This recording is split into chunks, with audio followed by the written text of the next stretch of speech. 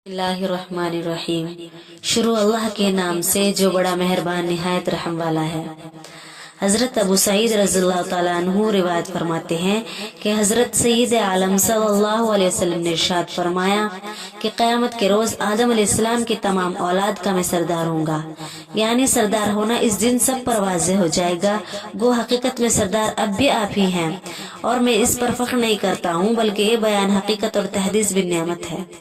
और मेरे हाथ में हम्द का झंडा होगा और मैं इस पर फख्र नहीं करता हूँ। उस रोज हर बनी आदम और उनके अलावा सब अंबिया अलैहिस्सलाम मेरे झंडे के नीचे होंगे और जमीन से सबसे अव्वल में जाहिर होगा।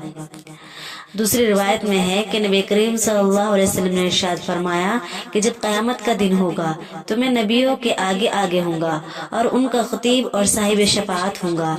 ये बगैर फख्र के बयान कर रहा हूँ। हजरत अबू हुरैरा रज़ियल्लाहु ताला अन्हु फरमाते हैं कि एक दावत में हम रसूलुल्लाह सल्लल्लाहु अलैहि वसल्लम के साथ थे। एक दस्ता बकरी का आपकी खिदमत में पेश किया गया। आपको दस्ता पसंद था। इसमें से आपने दंदाने मुबारक से थोड़ा सा लिया और उस वक्त तक इरशाद फरमाया, ये क़यामत के रोज में सब इंसानों का सरदार होगा। तुमको मालूम है इसके जाहिर होने की क्या सूरत होगी? फिर खुद ही जवाब में इरशाद फरमाया कि एक ही मैदान में अल्लाह ताला तमाम अव्वलीन व आखिरीन को जमा फरमाएंगे। देखने वाला सबको देखेगा और पुकारने वाला सबको सुनाएगा और सूरज उनसे करीब होगा, लिहाजा लोगों को ऐसी घुटन और बेचैनी होगी जो ताकत और तहम्मुल से बाहर होगी। इस घुटन और बेचैनी की वजह से लोग आपस में कहेंगे कि जिस हाल और जिस मुसीबत में तुम जाहिर है, क्या किसी ऐसे बरगज़ीदा शख्स को तलाश नहीं करते जो तुम्हारे रब की बारगाह में सिफारिश कर दे। फिर बाज से कहेंगे, तुम्हारे बाप आदम अलैहिस्सलाम इसके अहल हैं, इनसे अर्ज करो। चुनांचे उनके पास आकर कहेंगे कि आदम आप अबुल बशर हैं।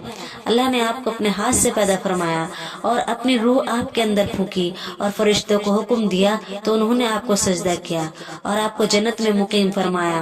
क्या आप अपने रब से हमारे लिए सिफारिश नहीं कर देते? आप देखते नहीं हम किस मुसीबत और परेशानी में हैं।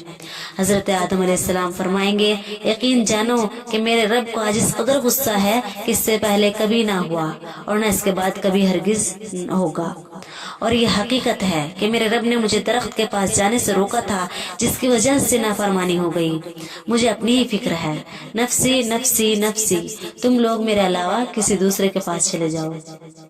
ऐसा करो कि नूह के पास पहुंचो और उनसे दरखास्त करो। लिहाजा लोग हजरत नूह अलैहिस्सलाम के पास पहुंचेंगे और अर्ज करेंगे कि आप जमीन वालों की तरफ कुफ्फार को दावत ईमान देने के लिए सबसे पहले रसूल थे। अल्लाह ने आपको शुक्रगुजार बंदा फरमाया है। क्या आप नहीं देख रहे हैं कि हम किस मुसीबत में हैं और हमारा क्या बुरा हाल बना हुआ है? क्या आप अपने रब की बारगाह में हमारे लिए सिफारिश नहीं कर देते? हजरत नूह अलैहिस्सलाम जवाब में फरमाएंगे, यकीन जानो मेरे रब को आज इस कदर गुस्सा है, कभी ऐसा गुस्सा ना हुआ, इससे पहले हुआ और ना हरगिज कभी होगा, इसके बाद होगा। और ये हकीकत है, मैंने अपनी कौम के लिए बद्दुआ की थी, मुझे इस पर मुआखिजा हो जाने का खौफ है। नफ्सी नफ्सी नफ्सी, तुम लोग मेरे अलावा किसी और के पास पहुंच जाओ। ऐसा करो कि इब्राहिम के पास जाओ। उसके बाद लोग हजरत इब्राहिम अलैहिस्सलाम के पास आएंगे और उनसे अर्ज करेंगे कि अब अल्लाह के नबी और जमीन वालों में से मुंतखब शुदा अल्लाह के दोस्त हैं, हमारे लिए अपने रब की बारगाह में सिफारिश फरमा दीजिए। आप देख ही रहे हैं कि हमारा क्या हाल बना हुआ है।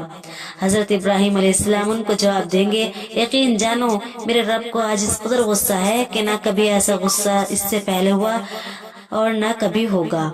और ये हकीकत है कि मैंने तीन झूठ बोले थे। वो दीनी मसलहत और दीनी जरूरत से सरजद हुए थे, लेकिन खौफ है कि कहीं मेरी गिरफ्त ना हो जाए। ये फरमाकर इन तीन मौके का जिक्र फरमाया जिनमें इनसे झूठ सरजद हुआ था। आखिर में हजरत इब्राहिम अलैहिस्सलाम फरमाएंगे, नफ्सी नफ्सी नफ्सी, तुम मेरे अलावा किसी और के पास चले जाओ। ऐसा करो कि मूसा के पास पहुंचो। चुनांचे लोग हजरत मूसा अलैहिस्सलाम के पास आएंगे और उनसे अर्ज करेंगे, ए मूसा, आप सल्लल्लाहु अलैहि वसल्लम अल्लाह के रसूल हैं। आपको अल्लाह ने अपने पैगामों के जरिए और अपने साथ हम कलामी के जरिए लोगों पर फजीलत दी। आप अपने रब की बारगाह में हमारी सिफारिश कर दीजिए। आप देख रहे हैं कि हमारा कैसा बुरा हाल बना हुआ है। حضرت موسیٰ علیہ السلام جواب دیں گے کہ یقین جانو میرے رب کو آج اس قدر غصہ ہے کہ ایسا غصہ اس سے پہلے نہ ہوا، نہ ہرگز کبھی اس کے بعد ہوگا، اور یہ حقیقت ہے کہ میں نے ایک شخص کو قتل کیا تھا جس کے قتل کرنے کا خدا کی طرف سے مجھ کو حکم نہیں تھا، نفسی نفسی نفسی، تم میرے علاوہ کسی اور کے پاس جاؤ۔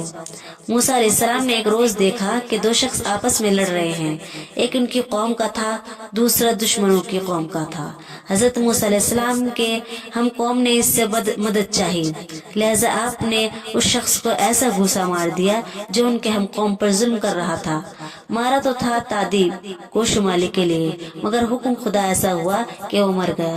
حضرت موسیٰ علیہ السلام پشیمان ہوئے اور خداوند کریم سے معافی مانگی، اللہ تعالیٰ نے معاف فرما دیا۔ اسی قصے کی طرف اشارہ ہے۔ ایسا کرو کہ عیسیٰ کے پاس پہنچو۔ چنانچہ لوگ حضرت عیسیٰ علیہ السلام کے پاس جائیں گے اور ان سے عرض کریں گے کہ عیسیٰ آپ اللہ کے رسول ہیں، اس کا کلمہ ہے جسے اللہ نے مریم علیہ السلام تک پہنچایا، اور اللہ کی طرف سے ایک روح ہے، آپ نے گہوارہ میں لوگوں سے بات کی، یہ آپ کے فضائل ہیں، اپنے رب کی بارگاہ میں ہماری سفارش فرما دیجیے۔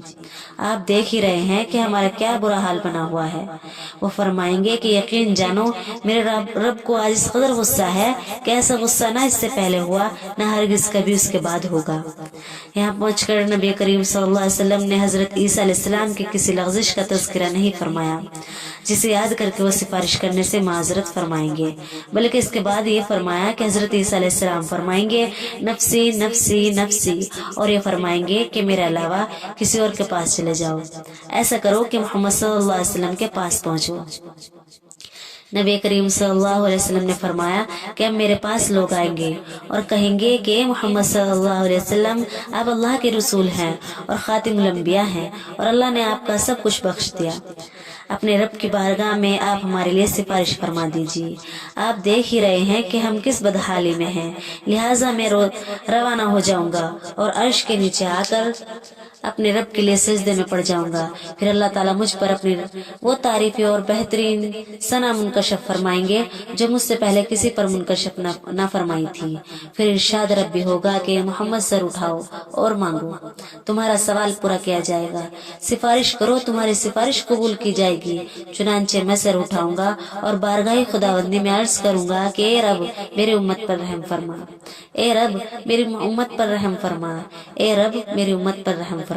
لہٰذا مجھے ارشاد ہوگا کہ محمد صلی اللہ علیہ وسلم اپنی امت کے ان لوگوں کو جن پر کوئی حساب نہیں ہے جنت کے دروازوں میں سے دائیں دروازے سے داخل کر دو، اور اس دروازے کے علاوہ دوسرے دروازوں میں بھی وہ ساجی ہیں، یعنی ان کو یہ بھی اختیار ہے کہ اس دروازے کے علاوہ دوسرے دروازوں سے داخل ہو جائیں۔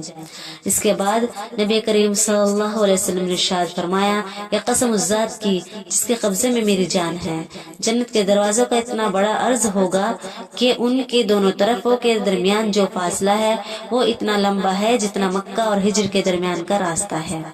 فرمایا کہ جیسے مکہ اور بصرہ کے درمیان کا راستہ ہے۔ دوسری روایت میں ہے جس کے راوی حضرت انس رضی اللہ تعالیٰ عنہ ہے، نبی کریم صلی اللہ علیہ وسلم نے شفاعت کا واقعہ بیان فرمایا کہ یہ آیت تلاوت فرمائی، ایبعثک ربک مقام محمودا، قریب ہے کہ آپ کا رب آپ کو مقام محمود میں کھڑا کرے گا۔ پھر فرمایا کہ یہ مقام محمود ہے جس کا وعدہ اللہ تعالیٰ نے تمہارے نبی صلی اللہ علیہ وسلم سے کیا ہے۔ یہ بخاری اور مسلم شریف کی حدیث ہے۔ امت محمدیہ صلی اللہ علیہ وسلم کی پہچان۔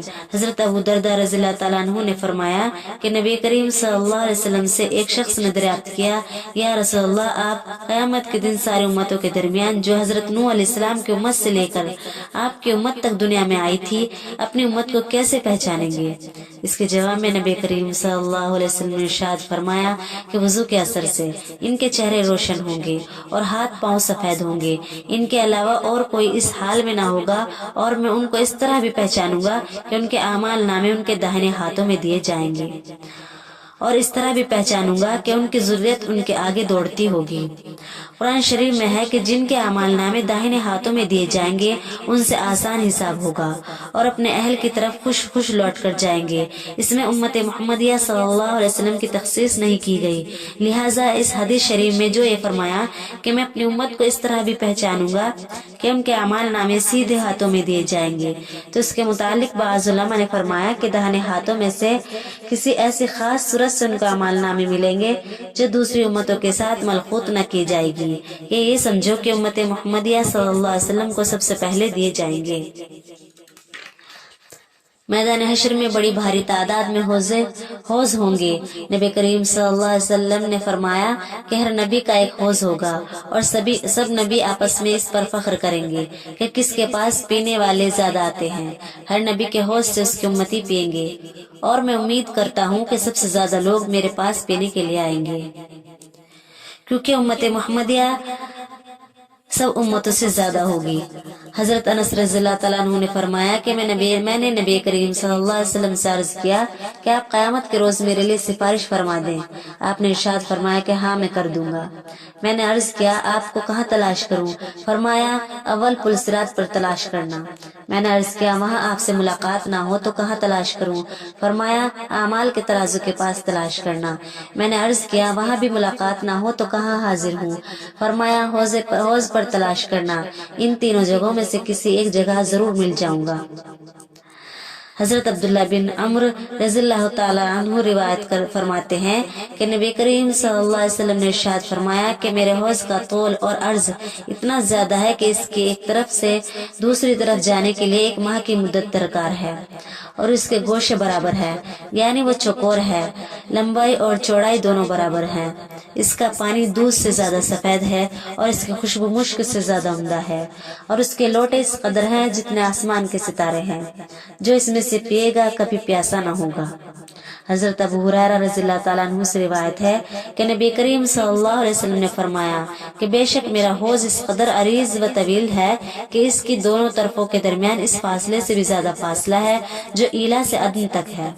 سچ جانو وہ برف سے زیادہ سفید اور شہد سے زیادہ میٹھا ہے جو دودھ میں ملا ہوا ہے، اور اس کے برتن ستاروں کی تعداد سے زیادہ ہیں، اور میں دوسری امتوں کو اپنے حوض پر آنے سے ہٹاؤں گا جسے دنیا میں کوئی شخص دوسروں کے اونٹوں کو اپنے حوض سے ہٹاتا ہے۔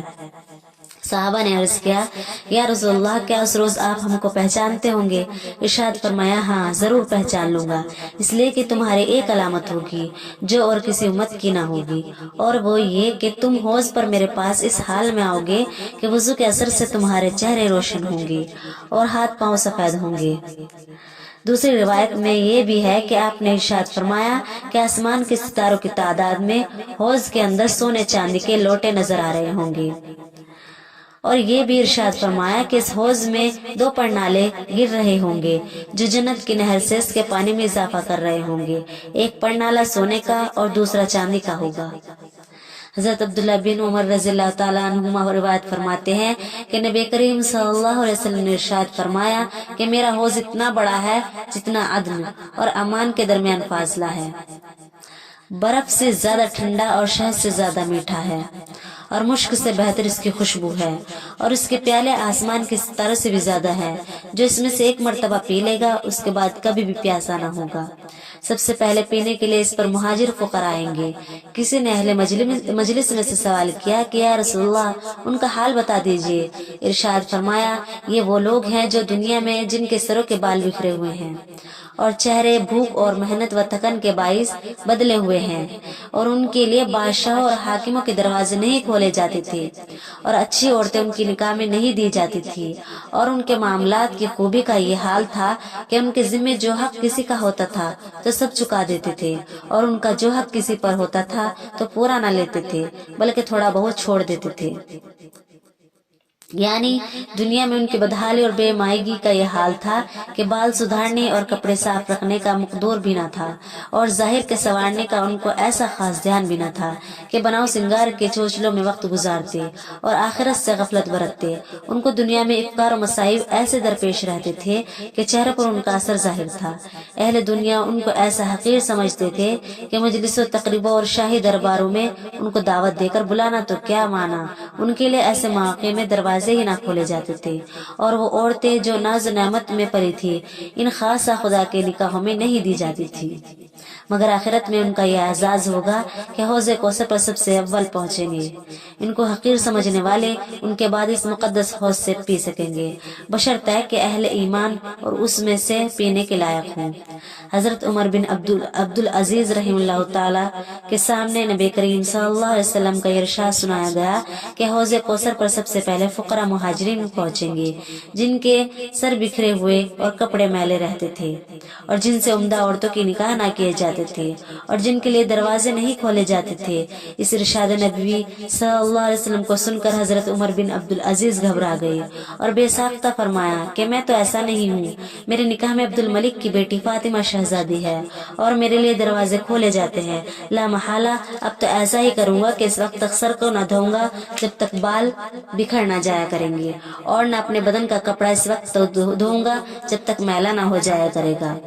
حضرت عمر بن عبدالعزیز رحمۃ اللہ علیہ وقت اور اسلامی سلطنت کے چلانے والے تھے۔ ان کی فکر آخرت کے بڑے بڑے قصے معتبر کتابوں میں لکھے ہیں۔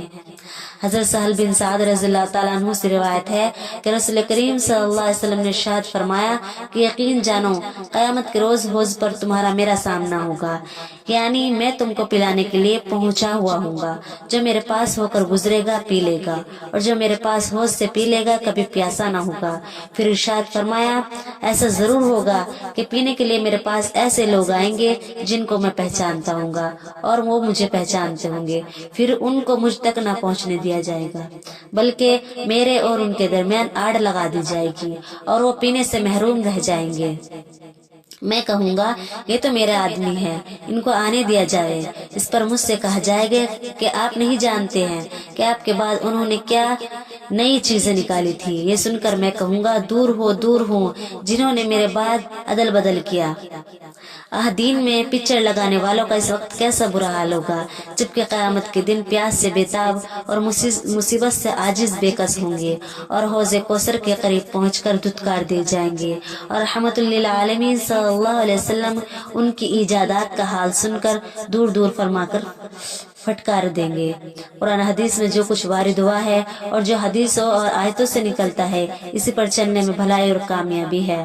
لوگوں نے ہزاروں بدعتیں نکال رکھی ہیں اور دین میں رد و بدل کر رکھا ہے، جن سے ان کی دنیا بھی چلتی ہے اور نفس کو بھی مزہ آتا ہے، اور مختلف علاقوں میں مختلف بدعتیں رواج پائی گئی ہیں۔ ایسے لوگوں کو سمجھایا جاتا ہے تو الٹا سمجھانے والے ہی کو برا کہتے ہیں۔